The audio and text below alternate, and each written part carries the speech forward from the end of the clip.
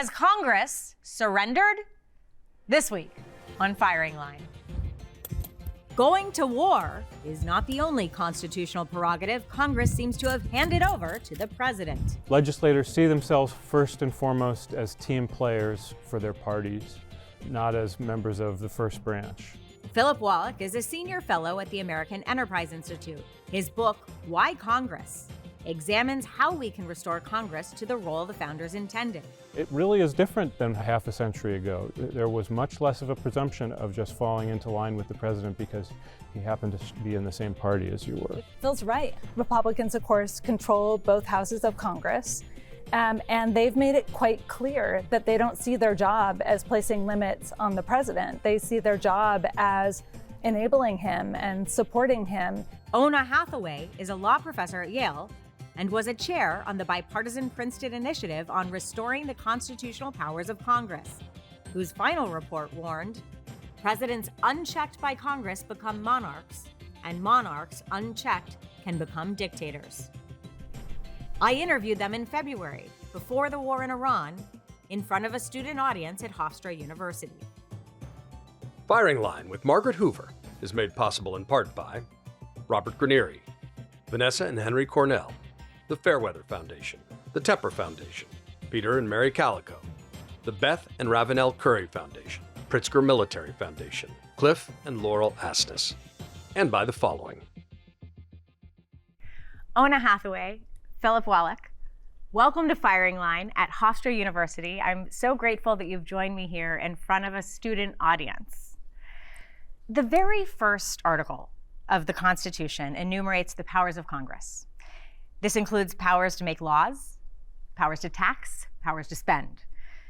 Phil, what role is Congress supposed to play in the context of our representative democracy? Congress is supposed to be the place where we find our way through the big questions. We make up our minds as a collective, right? The Founding Fathers took it for granted that representative legislatures were at the center of government because the king, of course, was way across the ocean. Right. And so they assumed that Congress would be the place where the real action was. Oona, when Congress doesn't do its job, who fills the void? Yeah, it's a good question. When Congress doesn't do its job, it really is left to the president to act on his own unchecked. And as Phil rightly said, that was not the original vision. The original vision was quite the opposite. We were responding to a situation in which we had been ruled by a king. And the whole reason for the revolution was to reject that form of government and bring government back home, to have Congress play a central role in making policy. But when the president is able to act without any checks from Congress, all of that goes away. Then you end up with something closer to a monarchy or a dictatorship, and that's not what our constitutional democracy is supposed to give us. You both refer to instances in our history where Congress has worked better than it is in its current iteration. You, Philip, often refer to World War II, when Congress worked, as you say, at its best to navigate American involvement in the war. Explain. Well, I think when a lot of people think of World War II, they think of generals and President Roosevelt. But what I try to bring out in my book is that Congress did a lot to figure out exactly what kind of cost the American people were willing to bear. The war was way across the ocean, and Congress is a down-to-earth branch, right? It sort of knows what people really will put up with. And so there was a huge fight over taxes during the war. Congress and the president were very much at odds. Congress did not want to layer on the tax increases that the president wanted. They stood up to FDR in that case. They kept him from kind of installing the war footing as a permanent feature of American government. So I think Congress very much played a central role that people forget about. Oona, after Pearl Harbor, Congress voted nearly unanimously to declare war. How does America's entry into World War II contrast with most of the military operations that the country has engaged in the last 15 to 20 years? Yeah, there's a huge contrast. So as you rightly say, Congress declared war. against the Axis powers. And that was the signal that the president could actually go to war. And in fact, there's lots of evidence that Roosevelt wanted to get involved earlier. And in fact, he was constrained because he knew that Congress wasn't going to support it. Today, we have a very different world. We don't have declarations of war. The last time Congress voted to authorize a use of military force was in 2002, which was the authorization to enter into war against Iraq. And yet we've had how many military operations in how many countries in the last 20 years? I mean, it depends on how you count, but we have military operations of various kinds in somewhere close to 80 countries. So it's really extensive. And the last time, as I said, Congress voted was 2002, and before that it was voted in 2001, right after the 9/11 attacks, to authorize the use of military force against those who caused those attacks. But that authority is now still being used for things that have really nothing to do at all with those original attacks. And so it's really drifted very far away from what Congress thought it was authorizing back in 2001. Okay, so we've just discussed sort of how it worked better in the past. Can we just back up and establish what to each of you are the top three biggest problems with how Congress is operating right now? Phil, you go first. I mean, the easy answer is just partisanship. And I think it goes a long way, right? Just this idea that legislators see themselves first and foremost as team players for their parties, not as members of the first branch. And so we don't see a lot of standing up for Congress's prerogatives as an institution. And on this war-making front, that's especially clear. You know, you give the president a hard time when he's of the other party, and you defend him to the hilt when he's in your party. That's the sort of default position today. It really is different than how things were half a century ago. There was much less of a presumption of just falling into line with the president because he happened to be in the same party as you were. If the founders intended separate but equal branches of government, is Congress currently separate but equal? I mean, in theory, yes. It could do much more than it is choosing to do, but Phil's right. I mean, the partisanship is preventing it from acting and actually defending its prerogatives. So Republicans, of course, control both houses of Congress. And they've made it quite clear that they don't see their job as placing limits on the president. They see their job as enabling him and supporting him, even when what he's doing is really undermining traditional congressional prerogatives. So using force in Venezuela without even informing Congress in advance. Congress really did almost nothing in response. And so that's a real problem in terms of Congress actually playing this separate but equal role that it's supposed to be playing under our Constitution. So after the Vietnam War and Nixon's secret bombings of Cambodia, Congress passed the War Powers Resolution in 1973, which was intended to affirm its constitutional role in declaring war, as you've just discussed. It is Congress's prerogative to declare war. In 1989, William F. Buckley Jr. hosted Barry Goldwater on the program, and he had voted against the War Powers Resolution. Take a look at what Goldwater said to Buckley in 1989. We passed the War Powers Act a number of years ago. I voted against it. Did you say it was unconstitutional when you voted against it? I said it's unconstitutional. I still think it's unconstitutional. Now, we've never had a president obey or pay any attention to the War Powers Act. I wish we could do away with it. The only man in this country that has the power to send your children or my children to war is the president. And I don't care if he's a Democrat or Republican, he should have that power. Well, but the Constitution says only Congress can declare war. Well, the declaration of war doesn't mean a thing. I want to take on that argument. Why shouldn't the president, who commands the armed forces, be the one who decides whether to send America's boys and girls into war? So it's true that the president needs to support the war, right? The president's commander-in-chief. Right. You're not going to wage a war if the commander-in-chief opposes it. But you also need the approval of Congress. So that is the constitutional arrangement, is that Congress declares war. Congress is the one that raises and supports armies, that it pays for the war. And then, of course, the president decides how to fight the war. So yes, the president needs to be behind it, but Congress needs to approve it as well.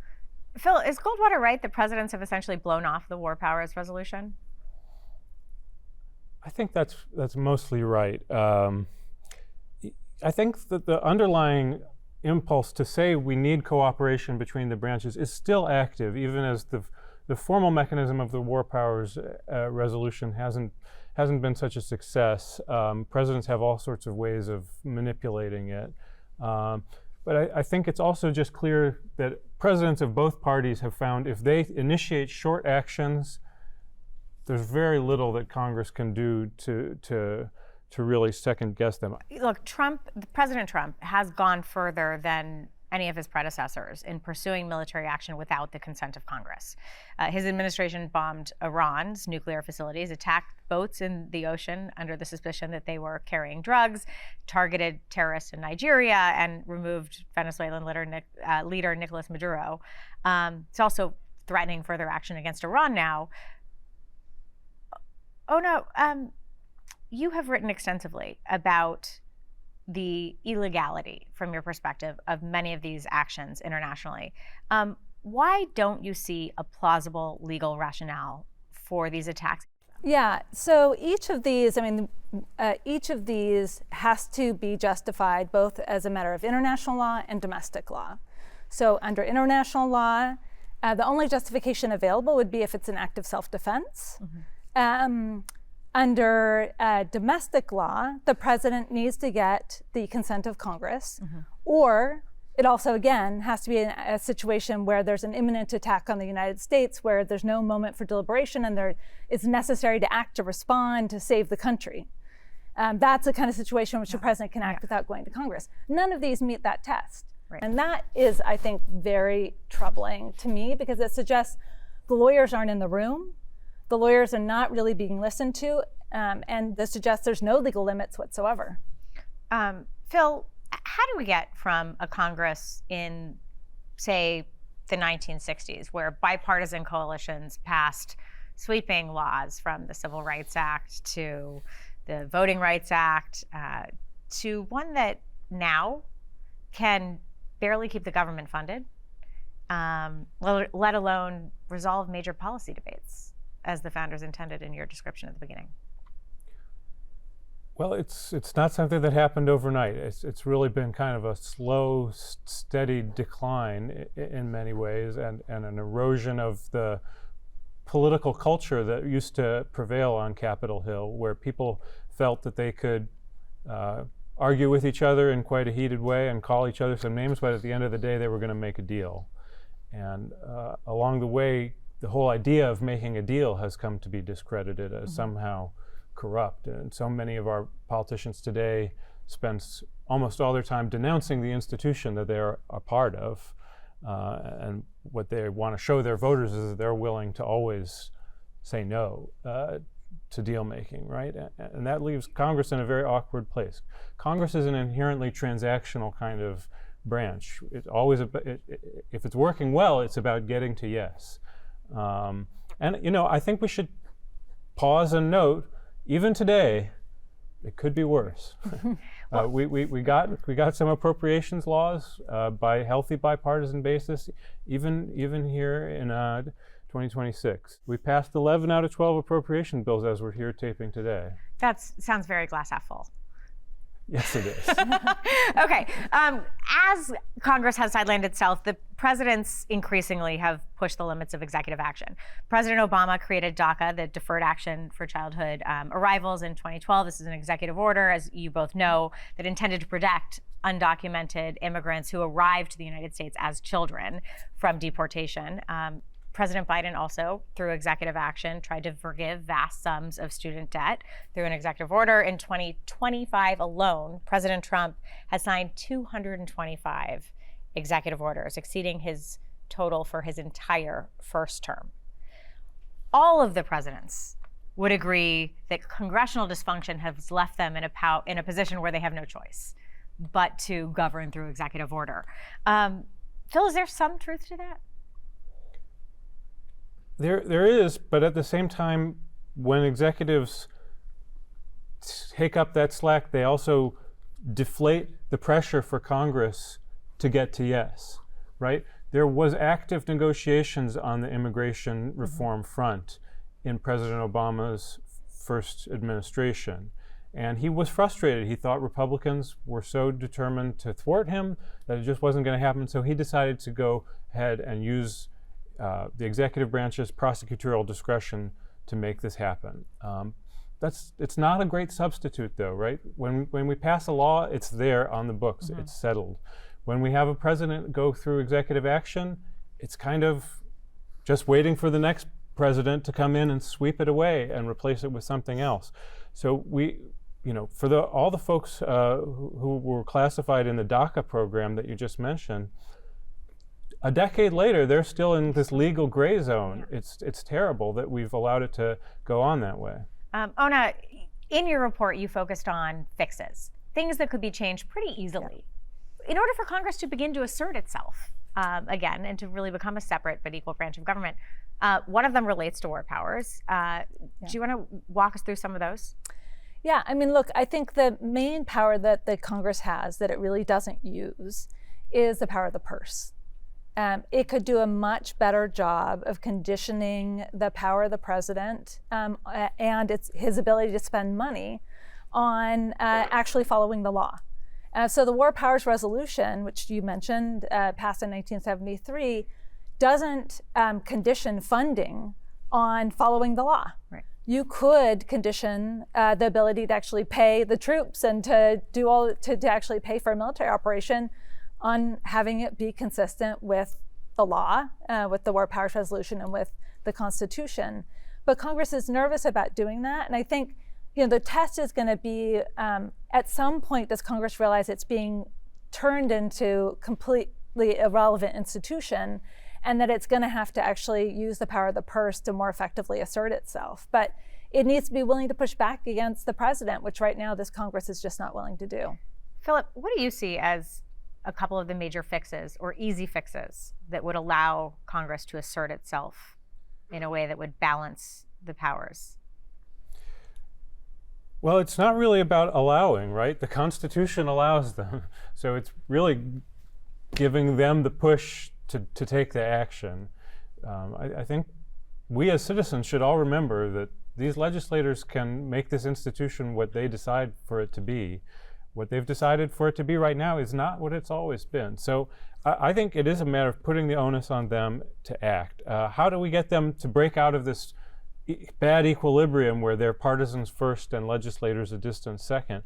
I think we have to make both the House and Senate less leader-dominated chambers. Both are historically leader-dominated at the moment. And the leaders have an interest in keeping things on a hard partisan edge.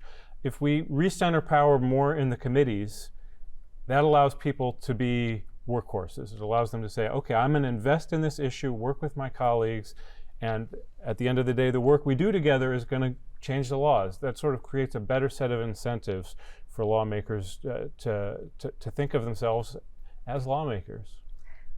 I just want to add that, one of the problems that we have right now is that we've got hyper partisanship and increasing polarization. And to some degree, we can say to Congress, do better. But in the end, some of these are structural problems.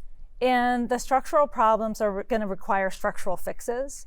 So for instance, the gerrymandering, to get these very kind of crazy districts that then allow you to elect very extremist representatives who then won't talk to the people across the aisle. That really needs to be addressed. The extreme role of money in politics really needs to be addressed. I mean, there's a lot of structural things that are driving this increasing polarization. How about closed partisan primaries? Yeah, I mean, that probably is part of it, right? And the closed partisan primaries and the concern about being primaried, so this concern about, if you do any kind of deal with the other side, your own party is going to run somebody against you. Only election that matters is your, partisan primary. Right. And I will say the court is partially responsible for this. So the Supreme Court has allowed unlimited money in politics. It's undone a lot of the protections for voter rights and protections of effective preventing some of the worst gerrymandering techniques that are being used to basically close out people from being able to actually have a say in who their representative is. So I do think part of this also eventually is going to go to reform at the Supreme Court, which sounds like it doesn't have anything to do with Congress, but it has a lot to do with Congress because they've struck down a lot of the important limitations that actually were helping to keep Congress within some bounds. That actually brings us to our first student question from a freshman political science major, Olivia Anstadt. Olivia, what is your question? How do we ensure that in making Congress more efficient and transparent, the reform neither targets a specific party or obstructs Congress's constitutional right to check and balance the president? This is a great question. Whenever you're doing congressional reforms today, there's such a suspicion that you must be just working out a partisan advantage one way or the other. That's what makes those of us who are trying to find things that Congress can do for itself as an institution, makes our job very challenging because people are so cynical and so suspicious of each other. So that is a real challenge. And I think transparency is one that I'm very interested in. I think we have to realize that in some ways, transparency has taken away the spaces where legislators are able to meet each other as individuals and have candid conversations. We don't have enough smoky rooms in some ways today where those relationships get built. So I'm sympathetic to the idea that many things should be transparent, but I think that in this age of constant media surveillance and self-surveillance, we may have taken it too far. We have one more student question from Morgan Mighty, class of 2027. How do you feel Congress can more broadly appeal and represent future generations, such as Gen Z? That being the issue wherein my generation increasingly shares the sentiment of growing cognitive dissonance in Congress between the interests of long-term sustainable goals and short-term policy change that benefit previous generations.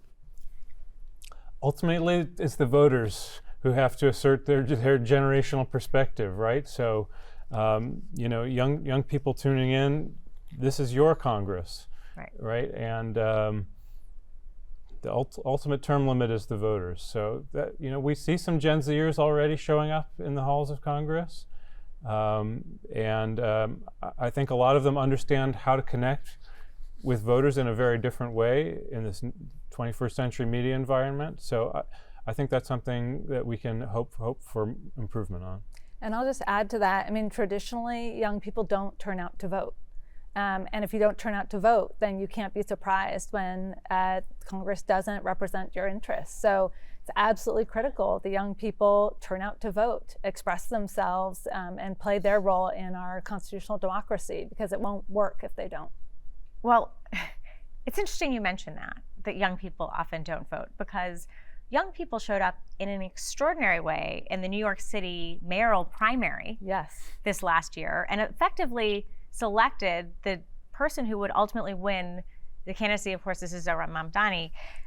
There is an entire conversation around what we want from a representative democracy as we approach our 250th anniversary as a country. And as much of our audience tonight is Generation Z, and increasingly they're skeptical of our entire system of government. So what is a pitch from both of you to the next generation that the system is worth fixing? Yeah, I mean, the question is, what's the alternative? And you really have the power to make it work. I mean, the New York mayoral race is such a good example, because it wasn't just that young people turned out to vote, but the young people just made a difference from the beginning. They were out canvassing, they were on the streets, talking to people. I mean, it really was a groundswell effort, really run by young people. I mean, that's what it takes to change politics, is for young people to get involved, to do the hard work, and to play their role in the system. If they do that, that's the only way in which the system is going to actually work for Gen Z and for the rest of us.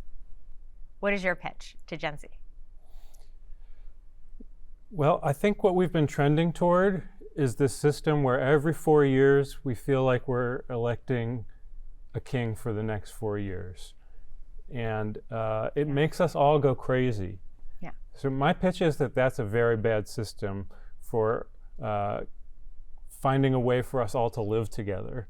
It's a way for us all to go to each other's throats and feel like we're in a constant war.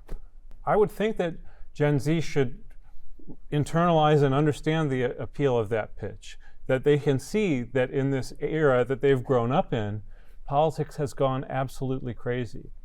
But it's hard to break out of the cycle. I don't pretend it isn't, because so many of us feel like the next election really is somehow existential, that everything rides on it. We actually have to be able to zoom out and say, this whole evolution of the system toward presidential dominance is what's making us go so crazy. Philip Wallach, Oona Hathaway, and the students of Hofstra University, thank you for joining me here on Firing Line. Thanks so much for having us. Thank you. Firing Line with Margaret Hoover is made possible in part by Robert Granieri, Vanessa and Henry Cornell, the Fairweather Foundation, the Tepper Foundation, Peter and Mary Calico, the Beth and Ravenel Curry Foundation, Pritzker Military Foundation, Cliff and Laurel Astis, and by the following.